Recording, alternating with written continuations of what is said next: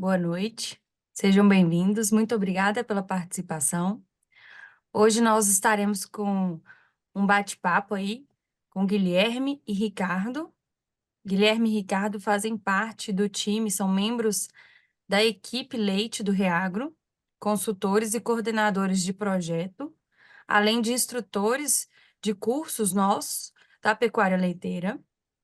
E hoje a gente vai falar com um webinar especial, um fomento junto com o sistema OSENG, e o tema é como a análise de indicadores pode auxiliar o técnico e o produtor a definir estratégias de sucesso em fazendas leiteiras.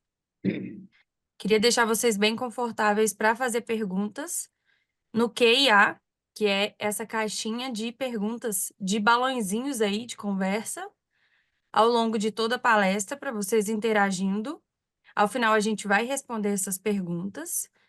E caso você seja cooperado de alguma cooperativa de Minas Gerais ou colaborador dessas mesmas cooperativas, a gente faz um convite para vocês ficarem até o final, pois nós teremos um convite especial para vocês.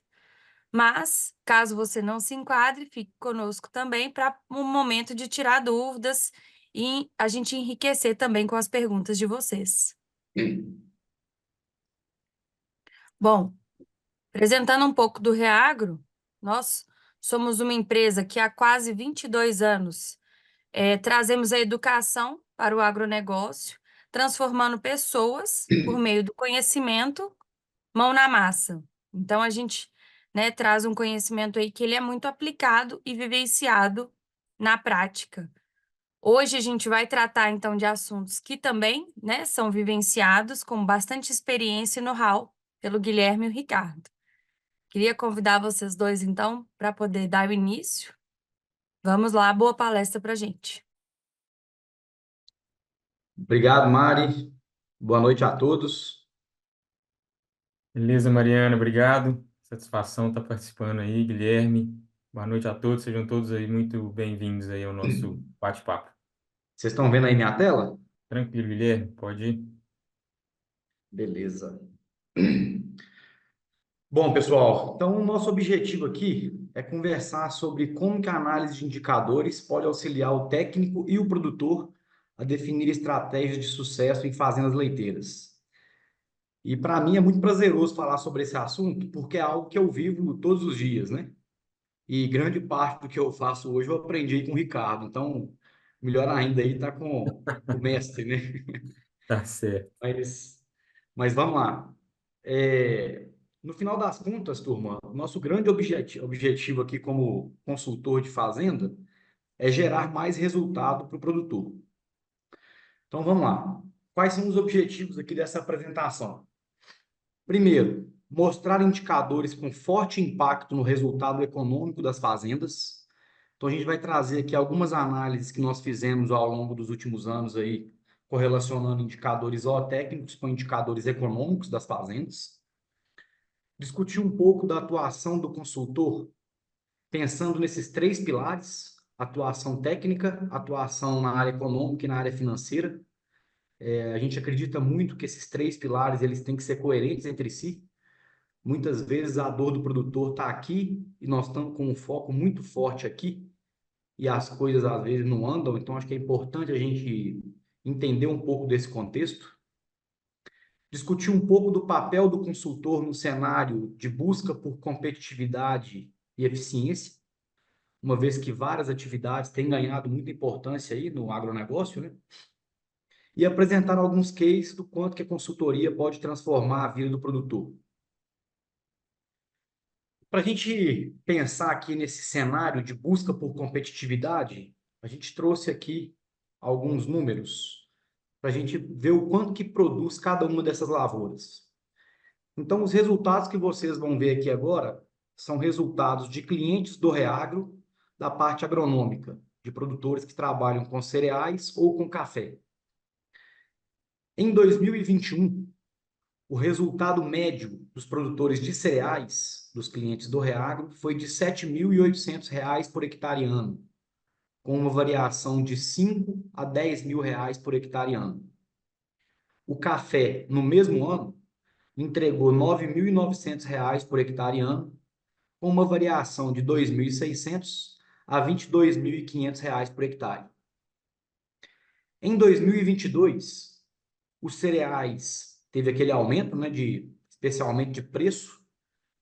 Os produtores tiveram uma média de resultado de R$ 9.200 por hectare, com uma variação de quase 6.000 até quase 12.000. A gente vê que a ordem de grandeza é relativamente próxima ao ano anterior. E o café, R$ 8.100 por hectare, com uma variação de 1.400 a quase R$ 20.000 por hectare. E no ano passado, os cereais entregaram R$ 6.700 por hectare, com uma variação de 5 a 9 mil reais, e o café, R$ 9.600 por hectare, com uma variação de 4 a 25 mil reais por hectare ano. Então, quando a gente olha aqui ao longo dos anos, o resultado médio em reais por hectare, nos cereais, ele variou de 6, na verdade, a 9 mil, e o café de 8 a 10 mil, mais ou menos. Uma variação pequena, apesar de ter uma variação grande aqui dentro do mesmo ano. E como que se enquadra o leite nesse cenário? Então, aqui, a gente tem o resultado médio das fazendas em que a gente atua. No ano de 2021, as barras verdes, 2022, a barra azul e 2023, a barra laranja. Então, o resultado médio de 2021 foi de R$ 12.500 por hectare, 2022, 14.600 e o 2023 com R$ 9.000 por hectare. Mas com uma variação muito maior do que nas atividades que eu mostrei anteriormente. Quando eu olho aqui para o 2021, as 5 fazendas mais eficientes tiveram um resultado de R$ 22.000 por hectare, as 5 menos eficientes, menos R$ 3.000 por hectare. No 2022, o resultado das melhores fazendas foi de quase R$ 38.000 por hectare, e o das 5 menos eficientes, quase menos R$ 11.000 por hectare. Essas fazendas praticamente pagaram para produzir leite. Em 2023, então, no ano passado, as 5 fazendas mais eficientes, mesmo em um ano de desafio alto, ano passado foi um ano desafiador para o cenário do leite, né? Então, essas 5 fazendas mais eficientes, com R$ 24.500 por hectare ano, e as 5 fazendas menos eficientes, com menos R$ 7.800 por hectare ano. Então, o que tem de diferença aqui entre essas fazendas e essas fazendas, né? Eficiência. Essas fazendas têm conseguido se manter mais eficientes ao longo dos anos em relação a essas fazendas. E quando a gente compara com o cenário da lavoura, especialmente ali que foi apresentada, pensando em cereais e café, a gente vê que a variação é maior. Então, tem fazendas ganhando, tendo um resultado interessante na atividade, e tem fazendas que provavelmente nos próximos anos vão acabar deixando a atividade.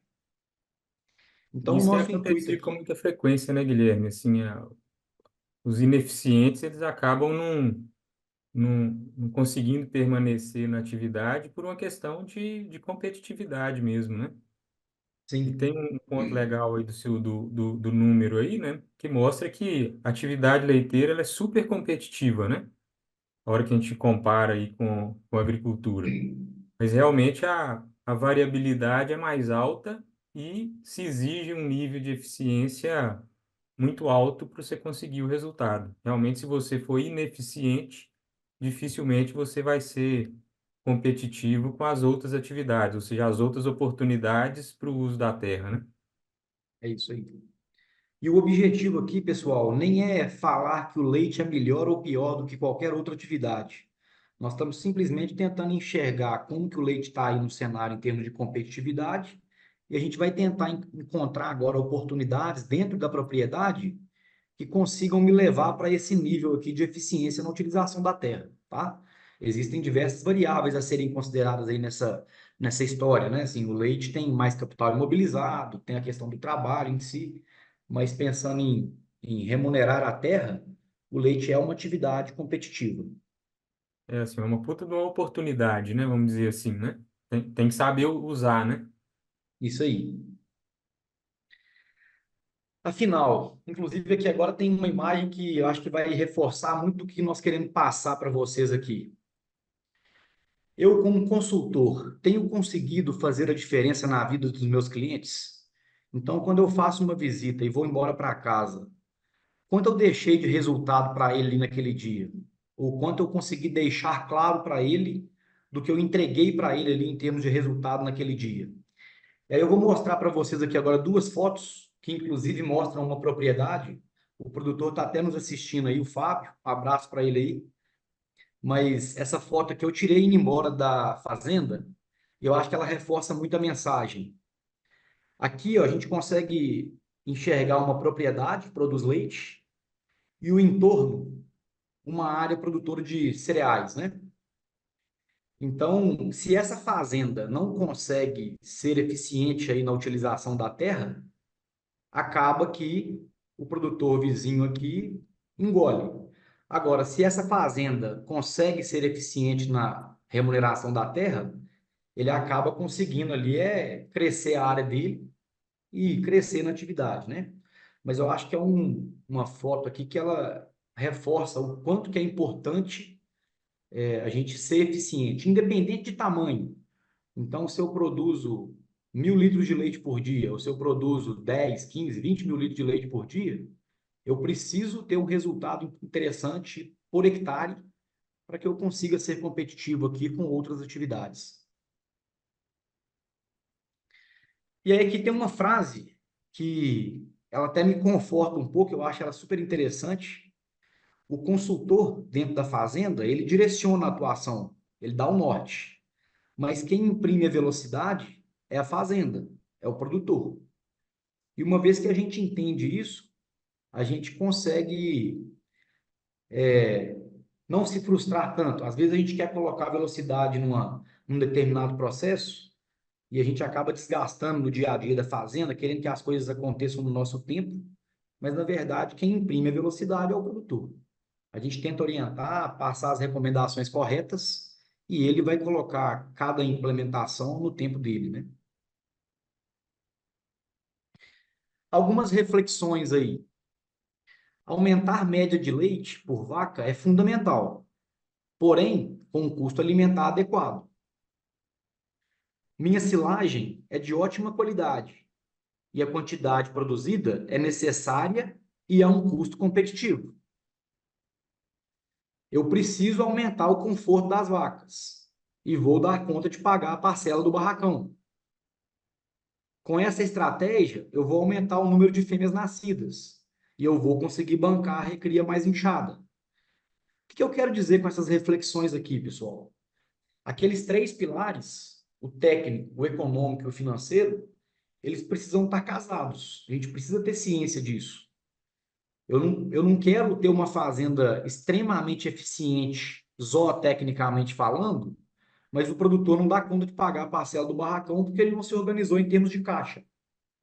Da mesma forma, eu quero buscar eficiência zootécnica, mas eu quero ter uma margem interessante no meu negócio.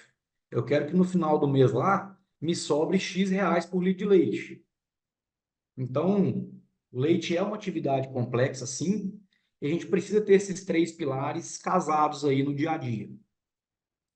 Então, é importante que a gente tome decisões aí com base em gestão zootécnica, que é onde a maioria dos consultores atua, mas não só zootécnica, também gestão de custos e gestão de caixa, que é algo que a gente tenta trazer sempre nos nossos cursos.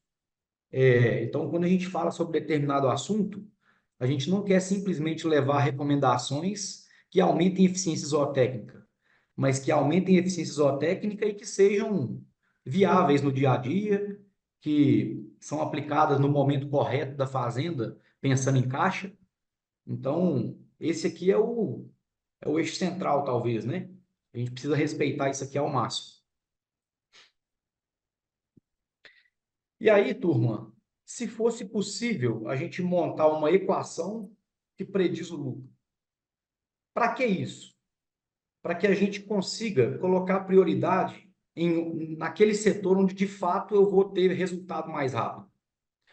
Então, a gente vem tentando fazer isso ao longo do tempo.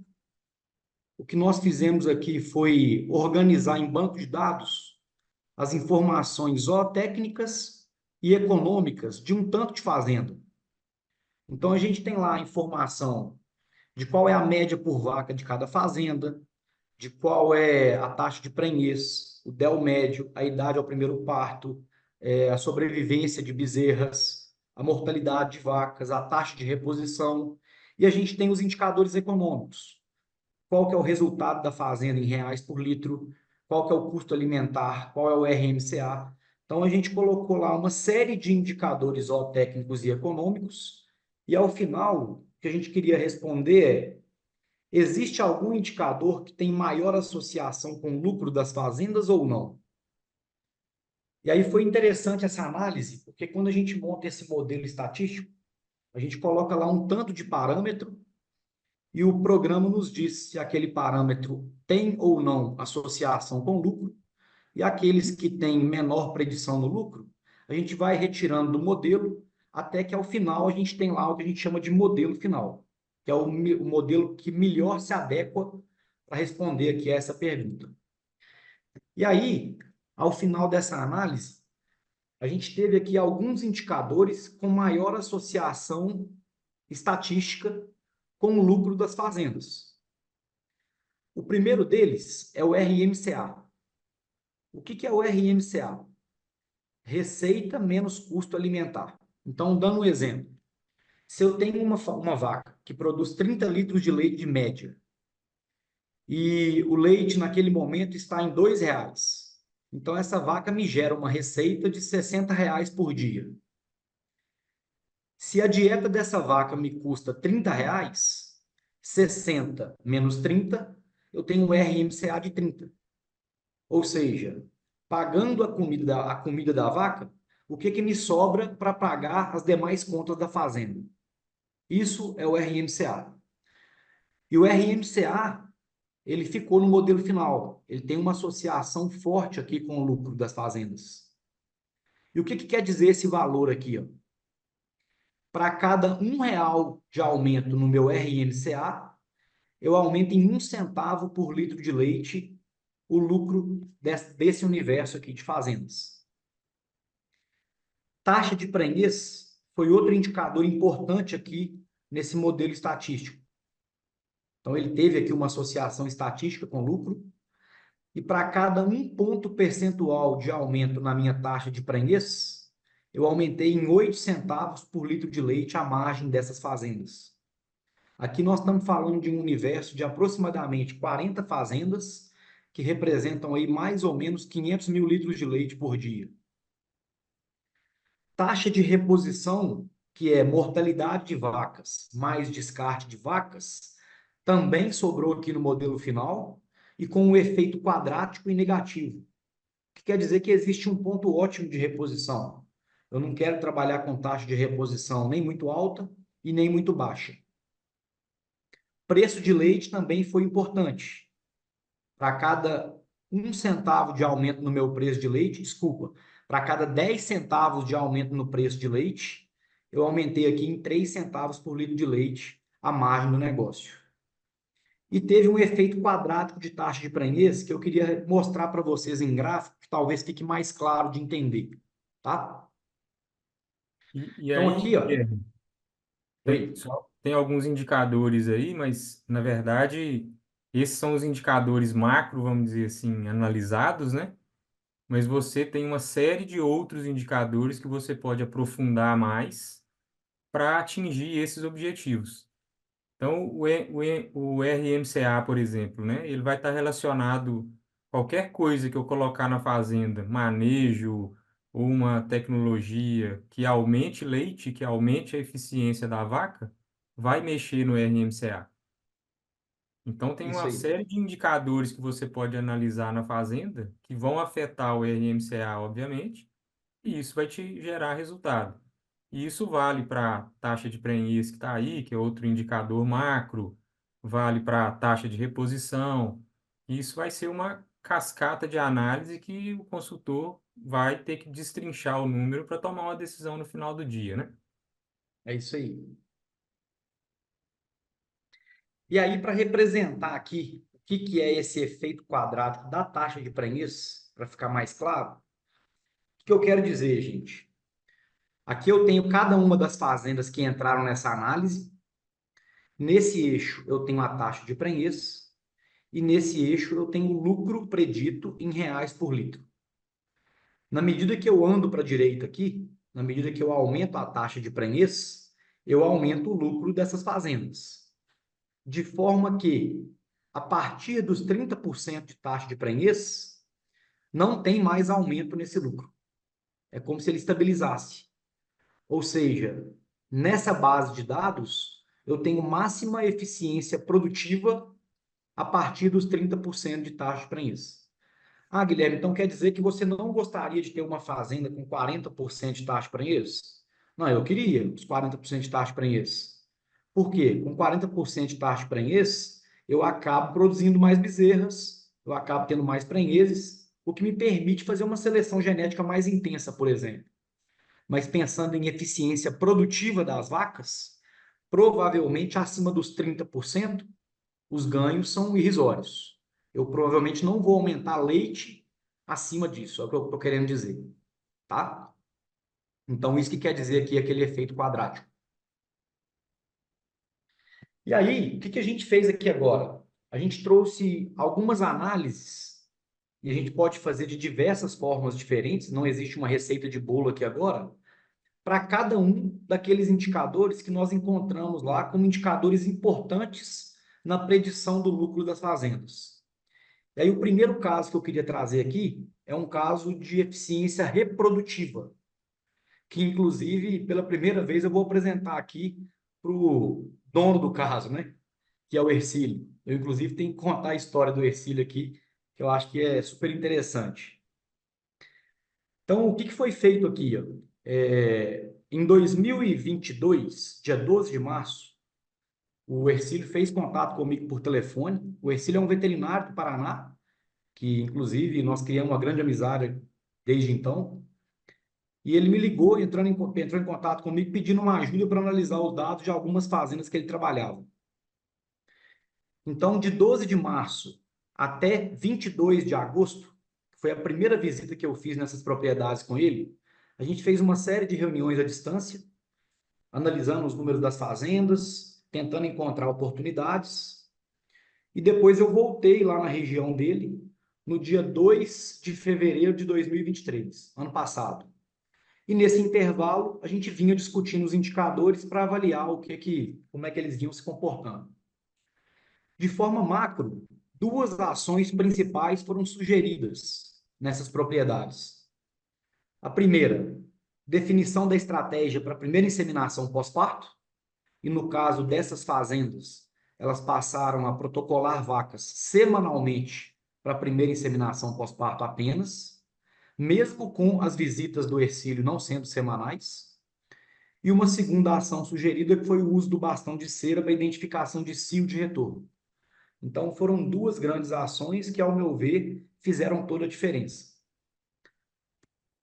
Então, aqui tem até um vídeo, vou colocar aqui para vocês verem. Essa aqui foi uma das ações. Então, foi interessante que nesse dia, quando eu cheguei na fazenda, as vacas estavam presas aqui no canzil, se alimentando depois da ordenha, e elas não vinham sendo pintadas.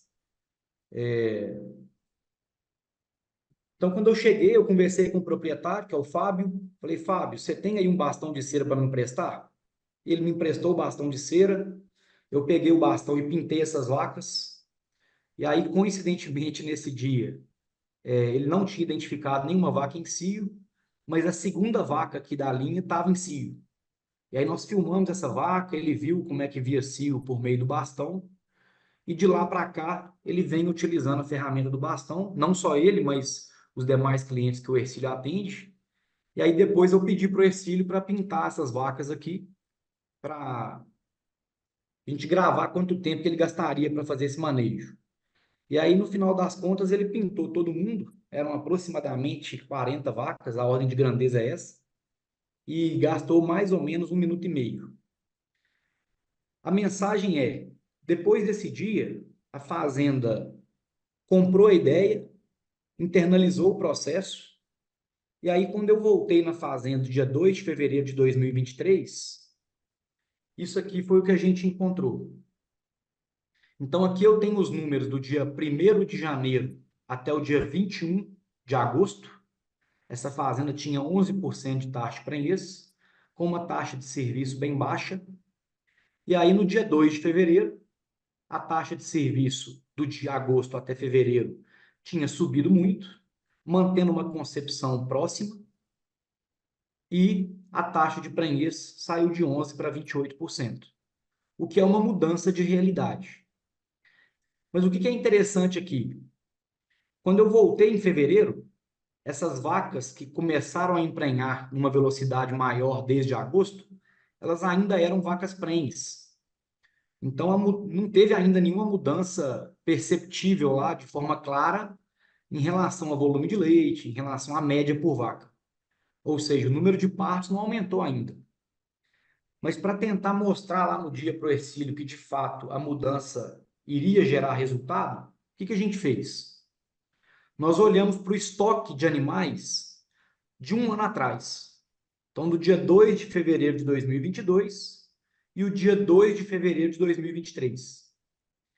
No dia 2 de fevereiro de 22, das 25 novilhas da fazenda, nenhuma estava prenha, e das 50 vacas em lactação, 3 estavam prenhes.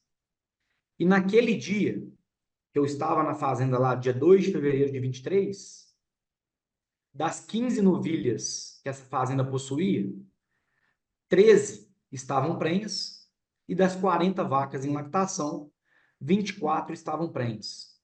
Ah, mas por que saiu aqui de 50 vacas em lactação para 40? Porque vacas morreram, vacas foram descartadas e não tinha novilha para repor esses animais. Então o rebanho acabou reduzindo não só média, né, por ineficiência reprodutiva, mas também volume de vacas. E aí, olhando para trás agora, passado todo o tempo, o que foi o DEL médio dessa fazenda em 2022? Foi essa curva. E a minha visita foi feita em 2023, nesse mês.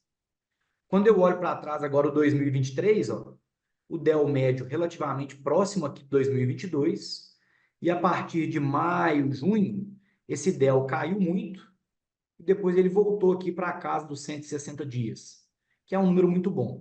Por que ele abaixou tanto aqui? Porque concentrou muito parto, porque tinham muitas vacas atrasadas. E quando eu olho para a média por vaca, isso aqui foi o 2022 e isso aqui foi o 2023. O que é extremamente interessante aqui é que eu não lembro mais muito o mês, mas o Hercílio começou a me mostrar, mandar algumas fotos. Como a média subiu muito, começou a faltar tanque para armazenar leite. E aí a gente vê que de fato é uma mudança de realidade, né? Quando eu começo a ter muitos partos na fazenda, eu consigo ter uma constância de DEL ali próximo dos 160, 170 dias, eu estou otimizando a eficiência produtiva das minhas vacas e trabalhando com médias mais altas. E aí, fazendo aqui uma análise econômica desse cenário, o que acontece com o custo de produção quando eu saio de uma média de 27 litros de leite para uma média de 29,4 litros de leite? Basicamente, o que essas fazendas gastaram a mais foi bastão de cera que não fazia parte da rotina. E, além de subir média aqui, acaba que as vacas precisam comer mais para produzir mais leite. Então, quando eu olho para o número absoluto, ó, de alimentação, em um ano, essa fazenda devia gastar aqui aproximadamente R$ 840 mil, e ela passa a gastar R$ 870 mil. Por quê? Para produzir 2 litros de leite a mais por dia, elas acabam tendo que consumir mais. Mas quando eu olho para o número em reais por litro, 1,70 acaba virando 1,62. E as despesas que são relativamente fixas aqui, ó, o que eu gasto com mão de obra, energia, óleo diesel, manutenções, se mantém, o que de novo me leva à diluição. Então eu estou saindo aqui de um custo de produção de mais ou menos R$ 2,20 por litro de leite indo para um custo de produção de R$ 2,08 por litro de leite. Por quê? Porque eu subi média. E o que que me fez subir média? Abaixar a DEL, via aumento de eficiência reprodutiva, tá? Então, tentando trazer para vocês aqui uma análise daquela taxa de prenhez lá, que é extremamente importante de ser otimizada, pensando em buscar competitividade aí na atividade. E todo o seu raciocínio, né, Guilherme, ele partiu lá do diagnóstico, né, que foi de um indicador, na verdade, que foi a taxa de serviço, que impacta na taxa de prenhez, que é a que tem relação lá com o resultado econômico, e a partir daí você montou duas estratégias, né? Isso aí. Então, ou seja, o que o consultor precisa fazer é isso, ele precisa achar qual é o indicador, qual que é o momento que ele precisa atuar e pensar qual que é a estratégia para aquele indicador, né? Eu acho que se você conseguir colocar no seu dia a dia uma métrica nesse sentido, né? Acho que isso facilita muito o trabalho no dia a dia, né? É isso aí. E fica mais palpável, né, para o produtor. A gente consegue Exato, entregar de forma mais palpável. sim. Pegando um pouquinho do gancho lá que você falou do, do RMCA, né? Que é RMCA. o retorno lá dos, tirando o custo alimentar, o que que sobra para pagar as demais contas, né? Ou seja, mexer, por incrível que pareça, né? Mexer na reprodução vai ter impacto no RMCA também, porque você coloca a vaca no momento mais eficiente. Ou seja, com a mesma dieta, ela produz mais leite. Então, obviamente, vai sobrar mais dinheiro, né? É isso aí. E aí, pessoal, pensando lá naquela análise do modelo final do RMCA, a gente trouxe aqui também uma análise pensando em nutrição e qualidade de volumoso. De novo, a gente pode enxergar o número de diversas formas, né? A gente trouxe aqui um tipo de análise, aí E é fica. algo que também impacta muito, né, Guilherme, no RMCA, né? Ou É isso seja, aí, ter volumoso de qualidade é um pilar essencial para as fazendas, ou seja, aquelas fazendas eficientes lá, com certeza elas têm boa qualidade de volumoso. é isso Então, aí. nesse dado aí, por exemplo, né, são duas análises de silagens, tá? A silagem da esquerda é uma silagem de baixo teor de fibra, né, e alta quantidade de amido, ou seja, mostrando que é uma silagem que tem muita energia, comparado com uma silagem que tem mais fibra e menor teor de amido. Então, a silagem da esquerda, altamente energética, a silagem da direita, menos energética, tá? Apesar de ser uma boa silagem. Quando a Isso gente aí. joga isso num modelo de formulação, né? O que que a silagem de alta energia me entrega? Ela me dá um potencial de produção de 50 litros de leite. Enquanto se eu fizer a mesma dieta, ou seja, considerando a mesma quantidade de silagem, só que assumindo que a silagem tem uma qualidade menor, eu tenho uma perspectiva de produção aí de 5 litros a menos. Então, onde que isso aí vai impactar? Óbvio, vai impactar no meu RMCA. Por quê? Assumindo aí que os custos de produção da silagem são os mesmos, né? Ou seja, eu vou ter um custo de dieta similar, mas obviamente eu vou ter uma receita menor. Então, o meu custo é o mesmo, mas a minha receita é menor, porque a vaca produz menos leite na silagem de pior qualidade. Então, obviamente, o meu RMCA vai ser menor. Se eu fizer uma análise disso transformando em reais por litro, né, para entrar fazer uma conta mais simples, eu vou ter uma dieta que custa ali em torno de 90 centavos por litro de leite, comparado com uma que custa R$ 1,01. Ou seja, isso me dá uma diferença de 11 centavos por litro de leite de resultado se eu usar uma silagem ou outra. Se a gente levar isso para um rebanho de 50 vacas, né, com média de 35 litros, nós estamos falando que isso representa algo em torno de R$ 70.000 num rebanho desse. Pensando num rebanho de 50 vacas, né? Isso é dinheiro no final do dia. E aí, às vezes, por que que o produtor não se importa muito com isso? Porque isso é só uma oportunidade. Ele não está vendo esse dinheiro, não. Esse dinheiro está saindo do bolso dele sem ele ver, sem ele sentir, muitas vezes. Então, E isso aí é um só. negócio interessante, né? É você pensar nisso aqui no contexto da área.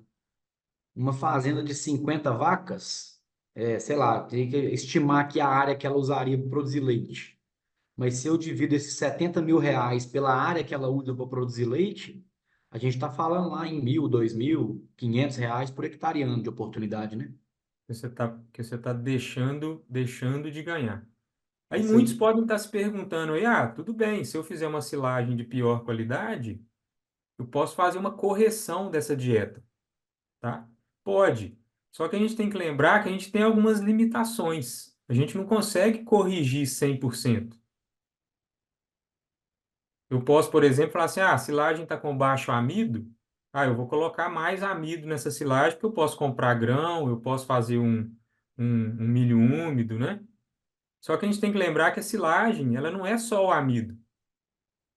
Ela tem qualidade de fibra, tem a digestibilidade do amido. Então, isso tudo vai afetar o resultado final da vaca. Então, na hora que eu jogo essa mesma dieta agora, mas fazendo a correção, eu aumento a perspectiva de produção dessa vaca. Ou seja, sem fazer a correção, eu tinha uma perspectiva de produção de 45 litros. Quando eu faço a correção, eu aumento essa perspectiva de 45 para 48 litros. Só que ela ainda é menor do que a que eu teria na silagem de qualidade ideal. Ou seja, eu ainda tenho uma diferença de leite. Só que agora com uma diferença. A correção que eu fiz, ela não é de graça. Então agora eu não tenho as dietas com os mesmos custos. Então eu aumentei o custo da dieta e aumentei o leite, tá? Isso melhora o meu resultado, mas não resolve 100% o problema. Eu ainda continuo tendo oportunidade. Então, se a gente fizer a mesma analogia aí, ó, eu ainda tenho uma oportunidade de 8 centavos aí, se eu tiver uma dieta feita com uma silagem de boa qualidade. E, obviamente, essa oportunidade, ela aparece aí para o produtor. Então, num caso desse aí, por exemplo, o que que seria o objetivo desse produtor? O que que ele tem que se perguntar? Bom, o que que eu preciso fazer agora? Eu tenho o diagnóstico. Aí eu sei que eu estou deixando de ganhar porque eu tenho uma silagem de pior qualidade. O que que eu tenho que fazer para melhorar a qualidade da minha silagem? Quais são outros indicadores que eu posso medir na condução agronômica e etc., que vai me garantir para eu ter uma silagem de qualidade? E aí, aqui o Guilherme falou muito bem, a gente trouxe o exemplo da silagem, mas a gente tem várias outras formas que o produtor está perdendo oportunidade.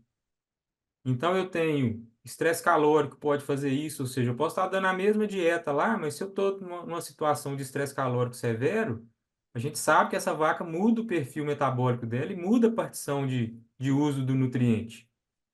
Então, nós vamos ter a mesma dieta com o mesmo custo, mas a vaca vai produzir menos. Automaticamente, isso vai impactar onde? Lá no meu RMCA. E aí eu estou falando de estresse calórico, eu estou falando de manejo. E por que que eu estou querendo dizer isso? Porque para todos esses tópicos, a gente pode chegar nessas ações analisando os indicadores na fazenda. Esse eu acho que é o principal ponto. Então, apesar de a gente ter trago o exemplo da nutrição, existem vários outros pontos que acontecem na fazenda que estão atrapalhando o RMCA, não só a qualidade da forragem. Isso aí. Por exemplo, né, só para resumir aí, então, né, Guilherme, as duas diferenças, ou seja, quando eu faço a correção da dieta, eu minimizo a diferença, mas eu não resolvo o problema. Então, um exemplo muito clássico, por exemplo, que rouba a sua oportunidade também. Doença. Ou seja, incidência de doença na fazenda é algo que muda a partição de nutrientes, do uso de nutrientes pela vaca. Ou seja, ela tira nutrientes da produção de leite para debelar a doença. Uma doença extremamente comum nos rebanhos aí de leite é o quê? Mastite. Ou seja, mastite alta atrapalha o seu RMCA. Além de ter um impacto direto, como o Guilherme mostrou lá no número da correlação com lucro. Isso aí.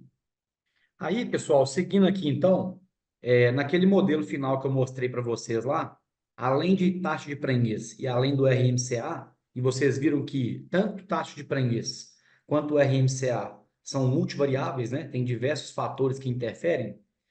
Uma outra variável importante lá foi taxa de reposição.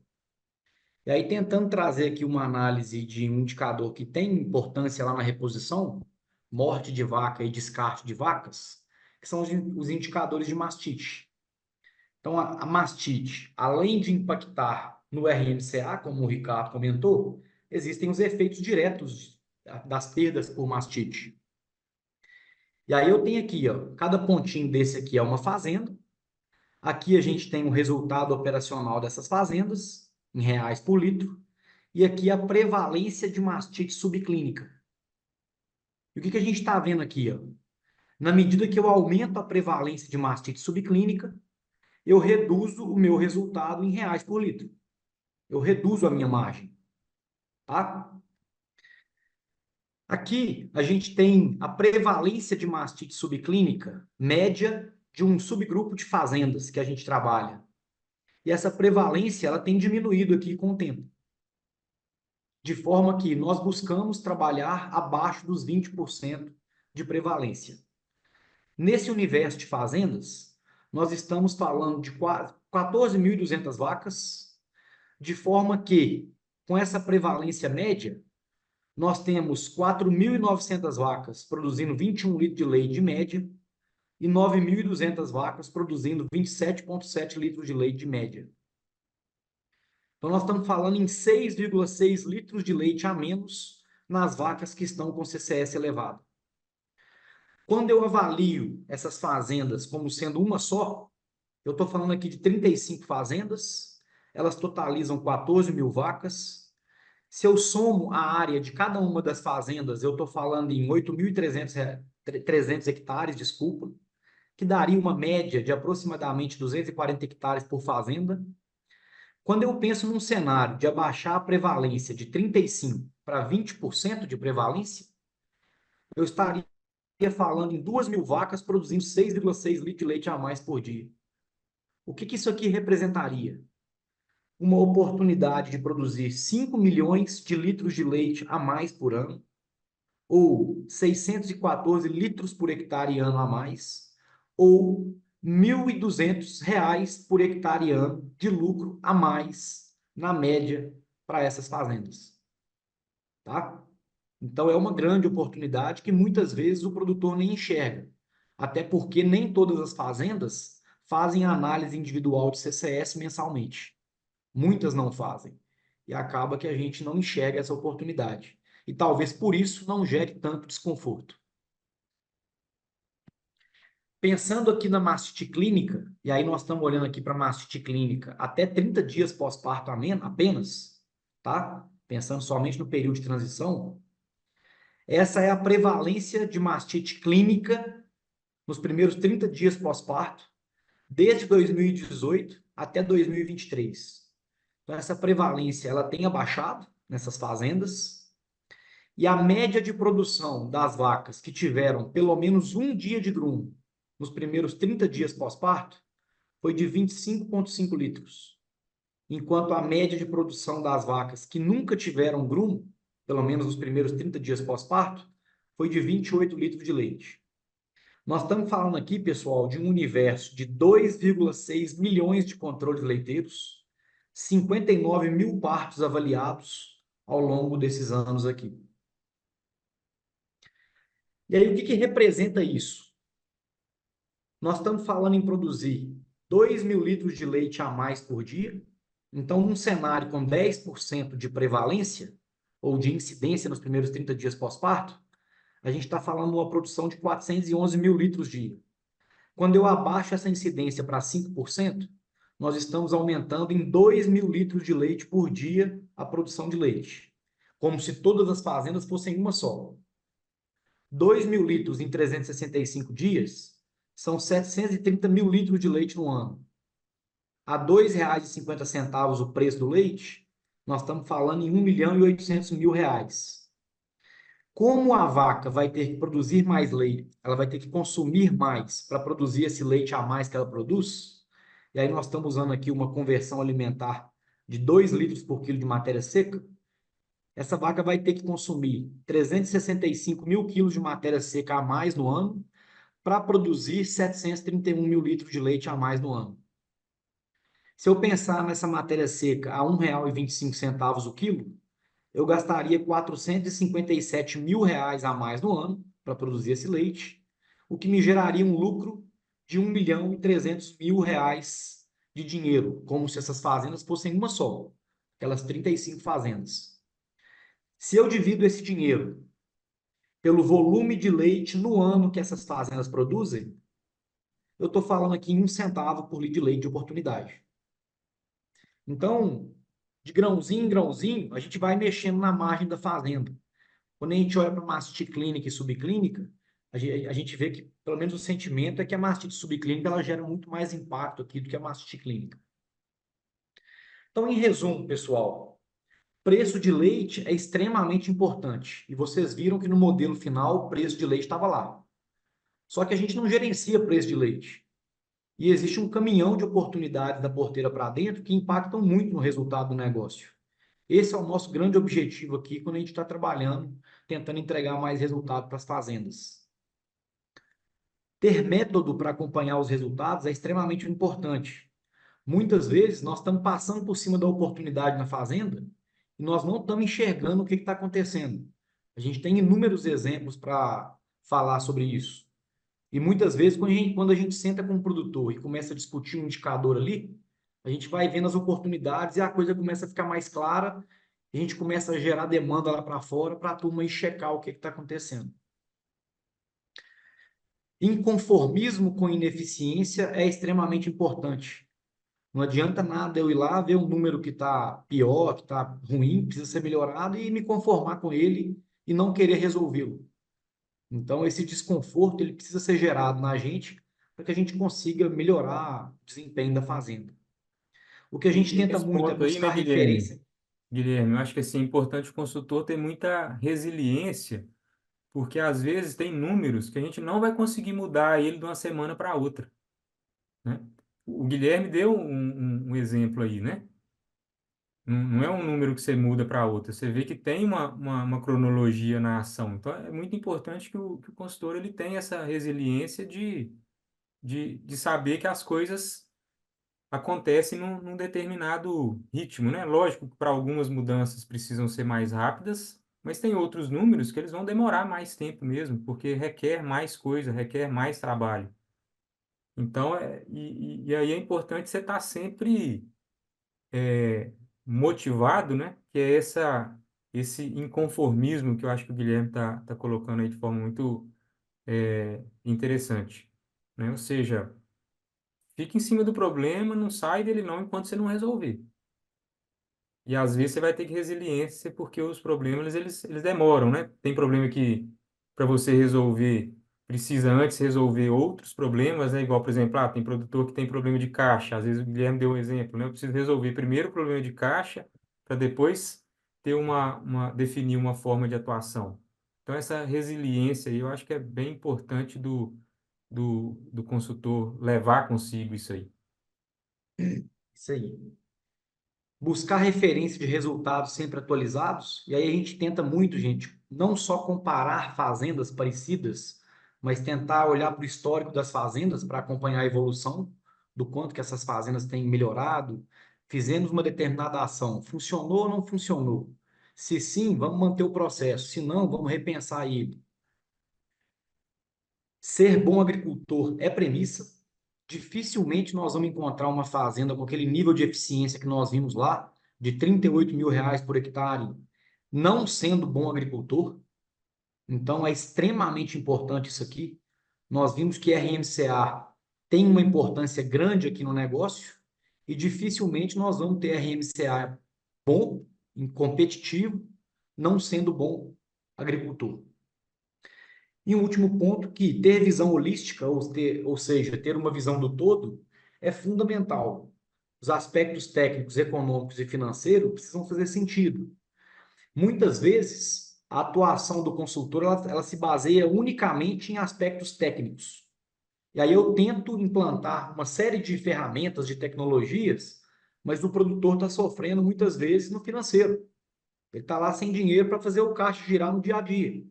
Então é importante que isso aqui faça sentido, né? Que seja coerente. Nós acreditamos, pessoal, que uma boa consultoria ela deve ser personalizada. Afinal de contas, cada produtor tem sua demanda, cada sistema tem sua exigência. A gente precisa gerar desconforto. O desconforto nos faz andar para frente. Então, mostrar fazendas que têm feito coisas que funcionam, que o nosso número está muito pior do que aquela fazenda. Enfim, de alguma forma, é importante que a gente gere desconforto. Nós precisamos disseminar boas práticas, e aí o benchmarking tem sua importância. Nós temos que internalizar conhecimento nas propriedades. Então, que os processos nas fazendas ganhem vida, que as coisas aconteçam de forma fluida, sem muita dependência de nós, consultores e assim por diante. E precisa gerar mais domínio do negócio. Com isso, eu vou conseguir entregar mais dinheiro ao bolso do produtor, melhorar a margem dele e favorecer a sucessão familiar ou a continuidade aqui no negócio.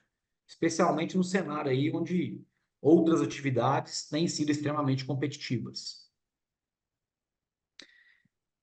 E aí, por fim, pessoal, queria que vocês refletissem sobre isso aí. Quando eu olho para mim nos últimos 10 anos, eu faço coisas hoje que eu nunca imaginei que eu pudesse fazer. Mas será que daqui a 10 anos você vai estar fazendo a mesma coisa que você faz hoje? O que vai mudar? E aí um ponto interessante, pensando aí agora principalmente nos alunos de pós-leite e potenciais usuários, nós acabamos de colocar no mercado o Result, que é uma plataforma que integra toda a nossa metodologia de trabalho. Então, todas as ferramentas que a gente usa no nosso dia a dia, nas consultorias, elas estão disponíveis dentro do Result. Caso alguém tenha algum interesse em conhecer mais, nós estamos à disposição. Mas essa ferramenta ela vai estar disponível e ela vai ser o pilar da pós-leite, que é essa pós-graduação que a Mariana vai comentar um pouco mais sobre ela. Então, a gente vai usar ela na pós, vocês vão ver que os painéis de indicadores, os geradores de plano de ação, eles vão estar lá disponíveis e com o intuito de padronizar a nossa atuação, levar a metodologia e disponibilizar para vocês aí o que a gente usa no nosso dia a dia, tá? Acho que integrar Bom, esses indicadores com as tomadas de decisão, né, Guilherme? Acho que tem aí um parâmetro grande de duas coisas, né? Primeiro, uma capacidade alta de análise, né? De vários indicadores que pode te direcionar aí no dia a dia.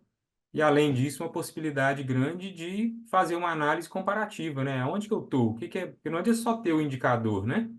Você ter uma referência desse indicador é fundamental para você saber, falar, ó, esse eu preciso melhorar, esse eu estou bem, esse aqui eu vou priorizar agora, esse eu vou tomar uma decisão depois, porque requer um investimento mais alto, e assim por diante. Então, é uma plataforma que consegue juntar isso tudo, né, num único local. é isso aí. Bom, pessoal, é isso. Caso tenham alguma dúvida, queiram discutir alguma coisa, nós estamos à disposição aí. Acho que a Mariana tem uma palavrinha antes aí, depois a gente retoma com as perguntas. Acho que ainda tem tempo ainda, né, Mariana? Quem não fez pergunta, que quiser, pode entrar lá e digitar as perguntas, que a gente vai ter um tempo aí para responder. Isso mesmo, Guilherme e Ricardo, muito obrigada. A gente tem uma caixinha Q&A aí embaixo, que vocês conseguem ir enviando as perguntas de vocês, que a gente vai discutir agora mesmo. Eu queria só projetar para a gente poder falar, né, a condição que a gente tinha comentado no início do webinar.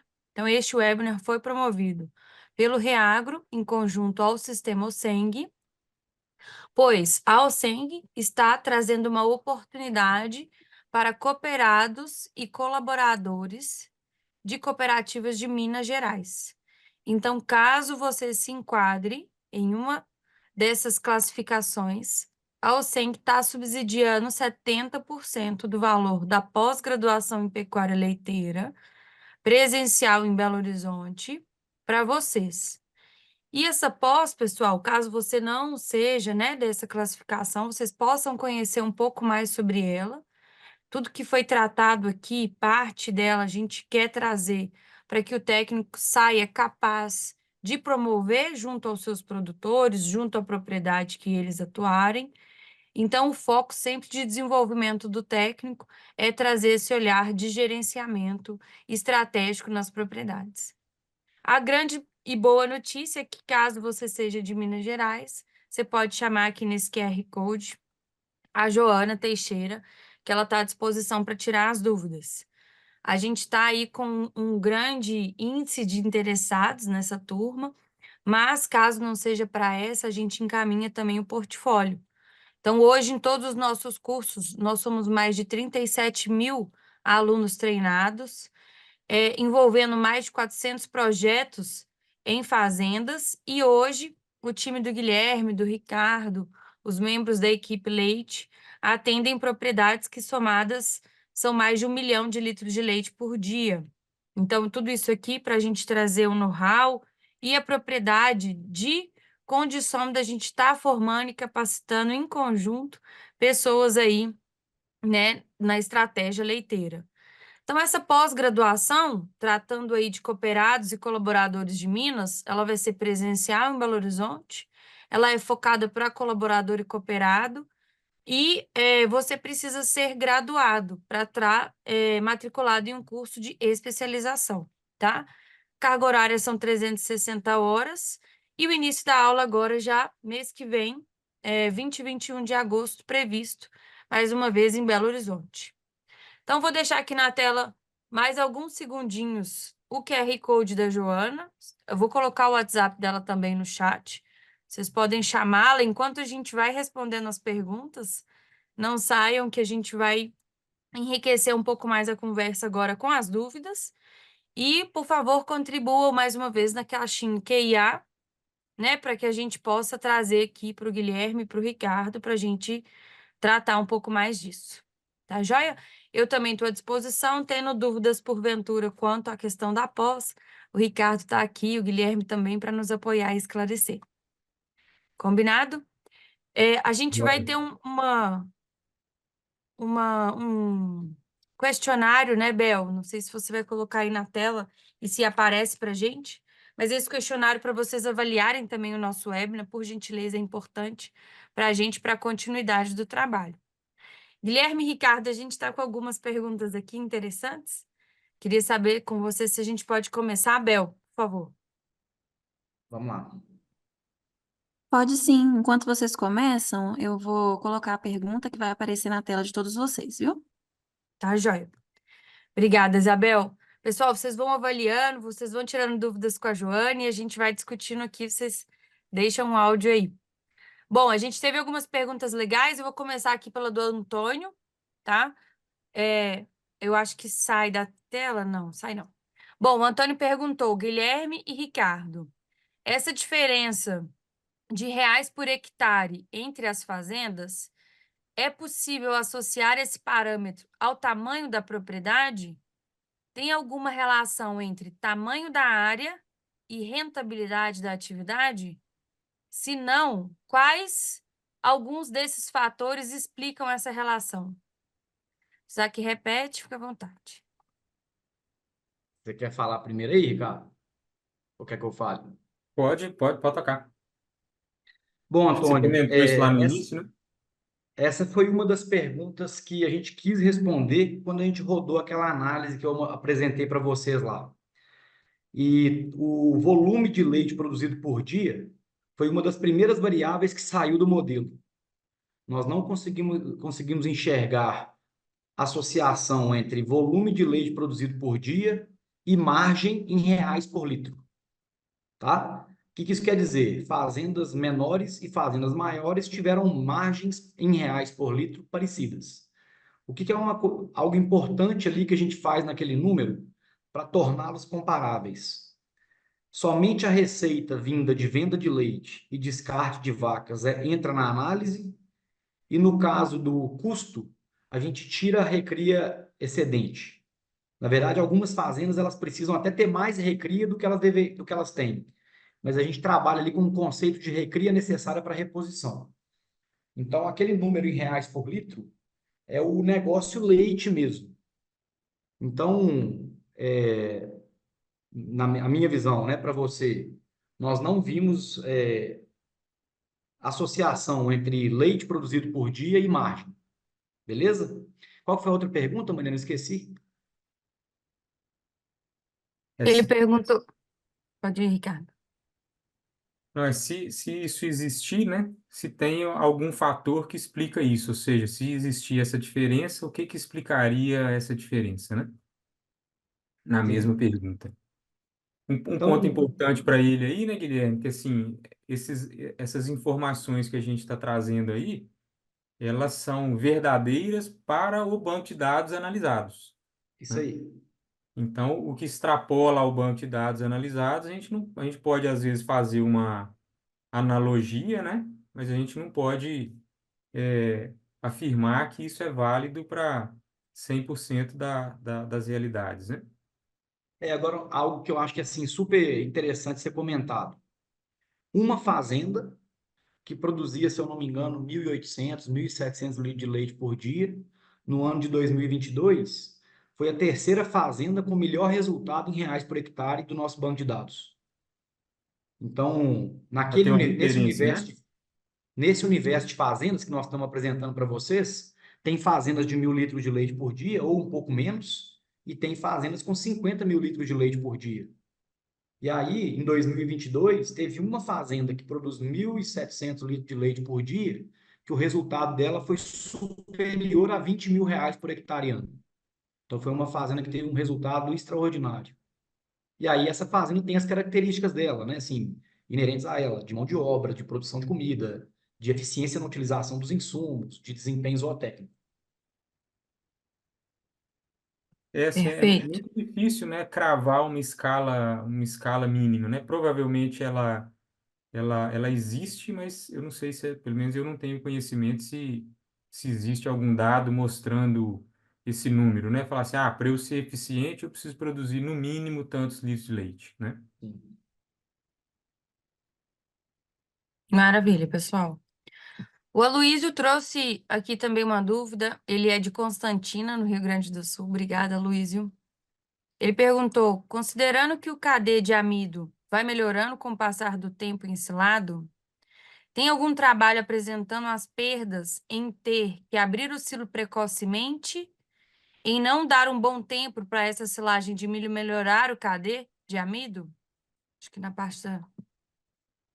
É, Aloysio, isso é fato, né? A gente sabe isso, né? Ou seja, esse KD do amido, na verdade, ele representa a digestibilidade desse amido. Então, quanto maior o KD do amido, maior é a digestibilidade desse amido. Então, a gente sabe que quanto mais tempo a silagem ficar fechada, né, a gente tem ganhos nessa digestibilidade do amido. Onde está o maior ganho? Nos primeiros 60 dias. Esse é o maior ganho. Depois a gente tem um ganho até os 120 dias aproximadamente. E a gente continua ganhando o tempo inteiro. Mas esse ganho, a partir dos 120 dias, ele é bem menor, né? Ou seja, são ganhos decrescentes. Eu não conheço um número matemático, isso pode até existir, mas talvez eu não tive acesso a essa informação. Se eu abrir com menos de 30 dias, né, eu abrir com uma semana, qual é a perda de leite que eu vou ter? Como que eu tenho utilizado essa referência aí na prática? Porque até se a gente for pegar um dado de literatura e replicar ele na nossa fazenda, normalmente, na maioria das vezes, ele não vai ser replicável, porque a resposta ela é muito multifatorial. Ou seja, depende do ponto de colheita que eu colhi esse milho. Então, por exemplo, se eu colhi um pouquinho mais tarde, eu abri com 30 dias, vai ser muito pior do que se eu, às vezes, colhi um pouquinho mais cedo, tá? Então, ter esse número cravado, se eu vou perder ou quanto eu vou perder, tá? Não é uma conta muito simples de ser extrapolada para a fazenda, porque a gente vai ter que estar replicando uma condição de pesquisa na fazenda e isso não é muito simples. o que que eu levo comigo, tá? A silagem, ela precisa de pelo menos 30 dias para o processo de fermentação mesmo, tá? Eu vou usar uma analogia aqui muito do professor Tiago aqui, né? Que é um parceiro nosso aí. Ele fala muito, tudo que é fermentado, a gente gosta que fique muito tempo. Então, isso é válido para o queijo, isso é válido para o vinho, isso é válido para conserva. Aí, quando a gente vai discutir a parte de silagem, a gente quer abrir a silagem com uma semana. Então, eu acho que é super importante a gente ter pelo menos os 30 dias. Pensando aí no perfil fermentativo, de ter estabilidade aeróbia, tá? De ter um perfil fermentativo bom para silagem. E isso é tempo dependente. Não adianta a gente querer acelerar esse processo, porque existe o rito normal da silagem e a gente não consegue alterar isso, tá? Então, pensando só no perfil fermentativo, eu acho que tem que ser pelo menos 30 dias. Para um ganho em digestibilidade de amido, tá? Eu tenho sugerido pelo menos 60 dias. Não abrir antes disso, tá? Se eu for abrir antes dos 60 dias, tá? É prudente que você talvez adiante um pouquinho o seu processo de ensilagem. E o que que eu estou falando adiantar o processo de ensilagem? Em vez de eu esperar lá o milho chegar em 3/4 de linha de leite, eu começar com metade de linha de leite, ou talvez até um pouquinho antes, para eu não ter uma perda tão grande de digestibilidade de amido, tá? Então, eu não tentaria sair muito desse processo aí e fazer uma conta matemática em cima disso, porque as variações são muito grandes. Eu acho que se você abrir o silo muito rápido, você tem muita chance de perda. Maravilha. Obrigada, Ricardo. Partindo aqui na sequência, a gente também tem uma dúvida do Aloysio com relação a: devo levar em consideração o preço do leite para fazer um investimento dentro da minha fazenda? Ou eu devo buscar melhorar indicadores e, dentro das possibilidades, fazer os investimentos devidos, sem olhar para o mercado, já que o valor de mercado do leite foge das minhas mãos?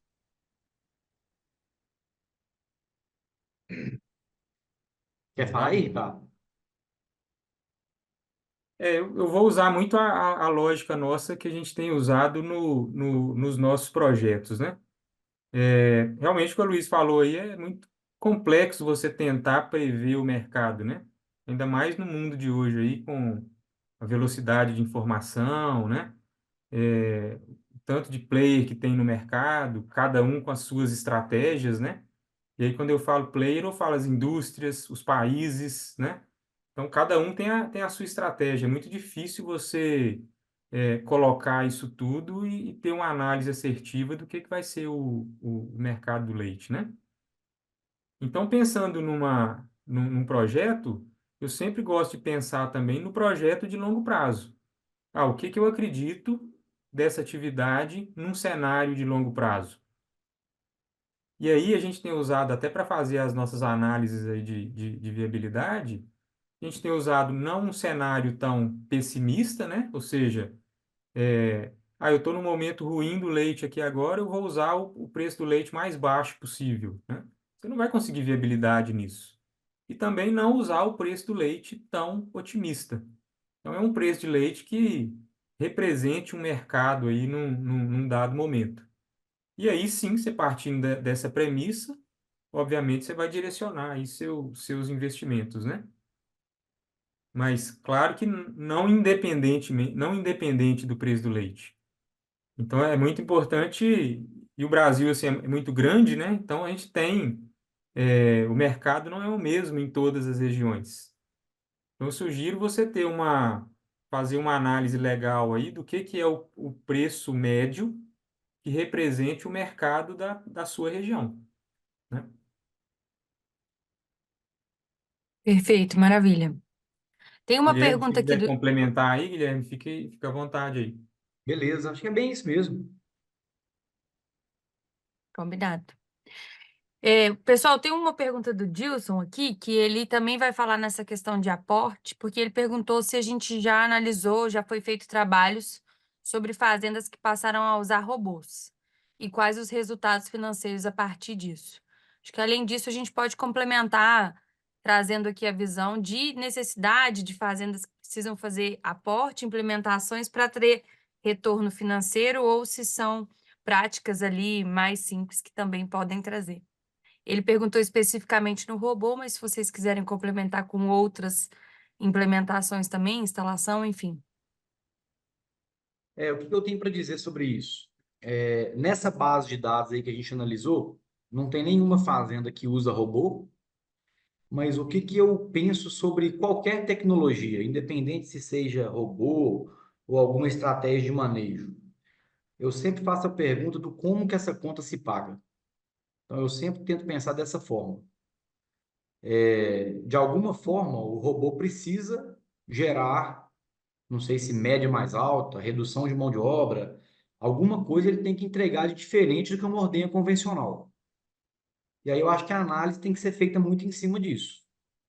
Então, eu invisto X mil reais num robô, com esses mesmos X mil reais, quanto que eu pagaria numa ordenha convencional, e aí eu faço uma análise nesse sentido. É o que eu tentaria fazer. Beleza? Maravilha. Quer complementar algo, Ricardo? Não, acho que o caminho é esse mesmo. Sim, toda tecnologia ela tem que ter um benefício, né? Você tem que ter uma justificativa que ela vai te ajudar em algo, né? Maravilha. O pessoal aqui tem elogiado bastante, tá? O Antônio comentou, vamos só reforçar aqui, que ele achou muito importante essa deixa no final dos produtores, né, ter uma visão importante de fazer um planejamento a longo prazo, porque normalmente só se planeja a médio e curto prazo. Então, houve esse comentário aqui reforçando aí a visão compartilhada. Se vocês quiserem fazer algum comentário? Tem uma pergunta do Christian, que ele ficou com uma dúvida em relação ao RMCA, se ele seria o custo operacional, o custo de dieta. A gente pode explicar aqui rapidamente para ele? Ali no RMCA, quem foi que fez a pergunta, Mariana? Christian, Foi o Cristiano. Christian. Ali no RMCA, Christian, nós estamos levando em consideração o valor da diária da vaca em comida.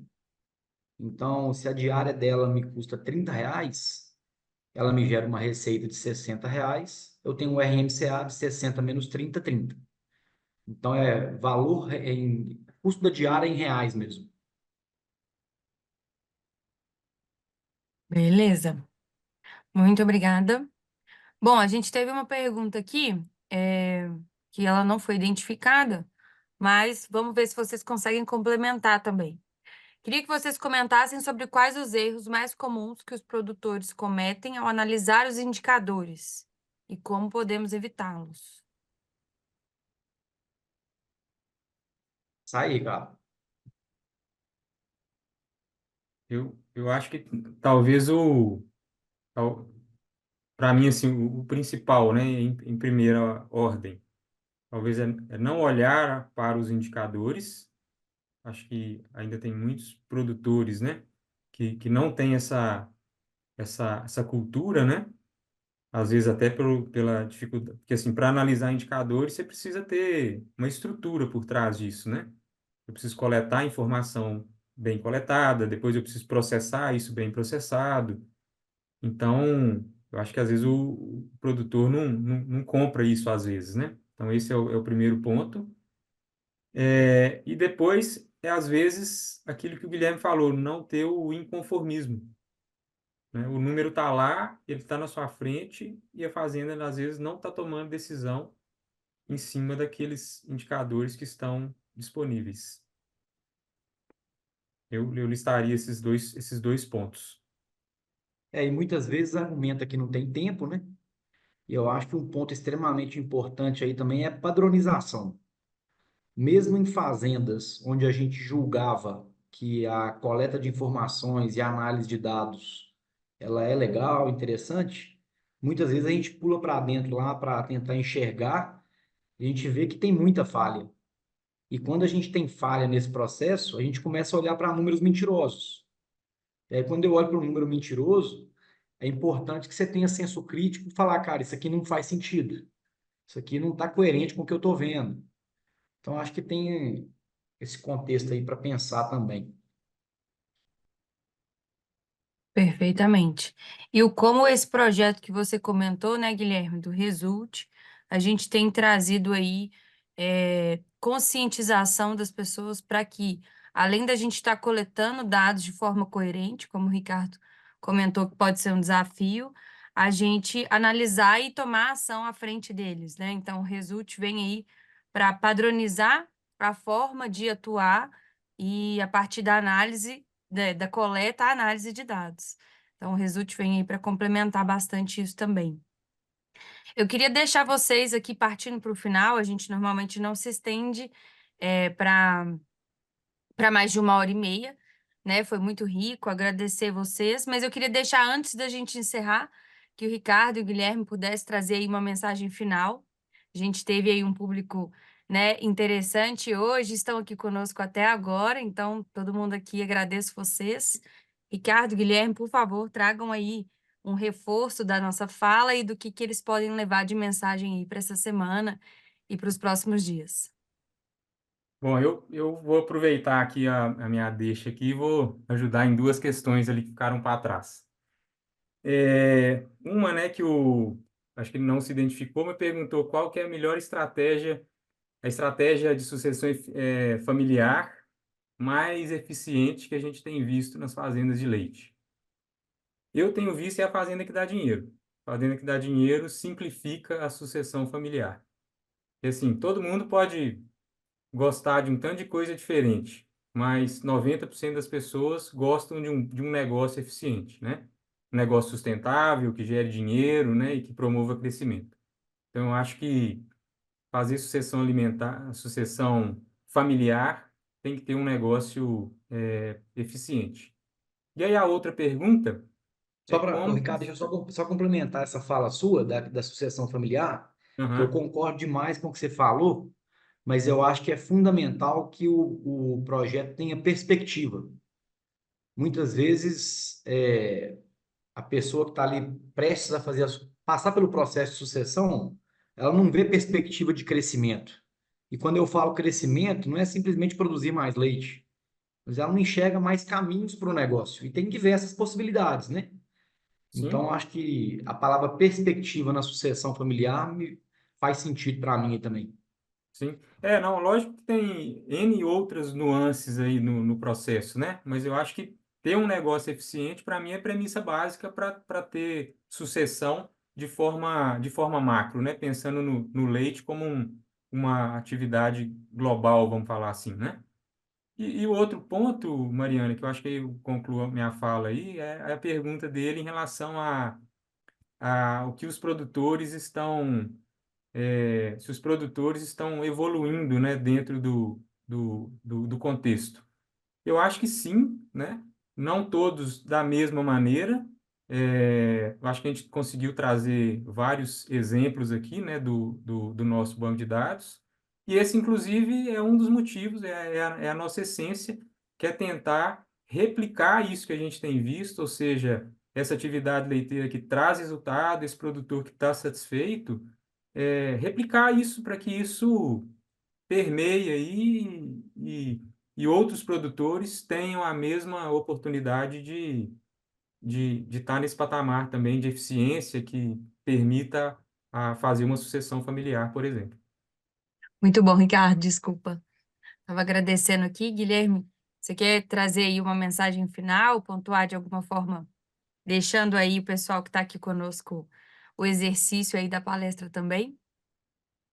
Ou eu acho que aquela mensagem, aquela última que eu deixei na apresentação lá, de vocês refletirem sobre o que vocês vão estar fazendo daqui 10 anos, eu acho que é algo que me marca hoje. Eu tenho pensado muito sobre isso, enquanto produtor e enquanto técnico.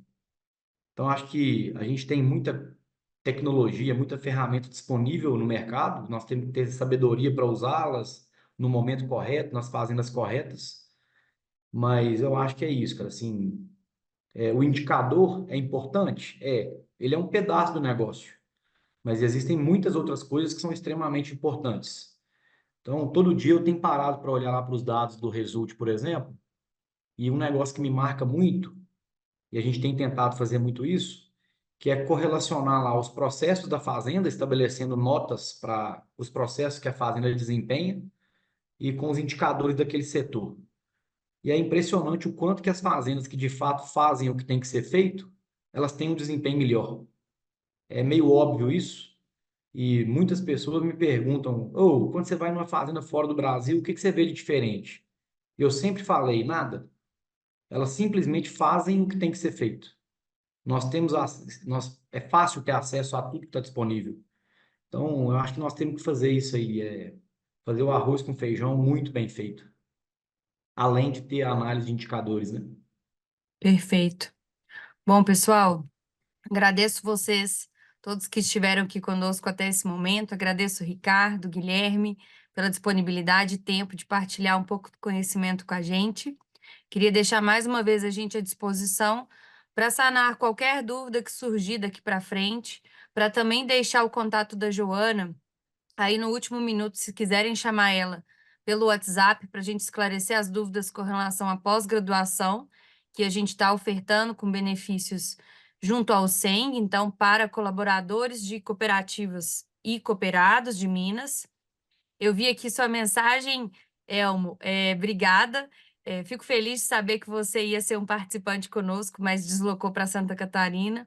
Então, você tem aí um trabalho importante, né, para poder ser feito e espero que a gente possa ter contribuído com essa palestra também. Guilherme, Ricardo, mais uma vez, obrigada. Obrigada a todos, boa noite e vamos em frente. Boa noite, É. pessoal. Boa Obrigado, noite a viu? todos aí. Obrigado, Até Guilherme. mais. Até.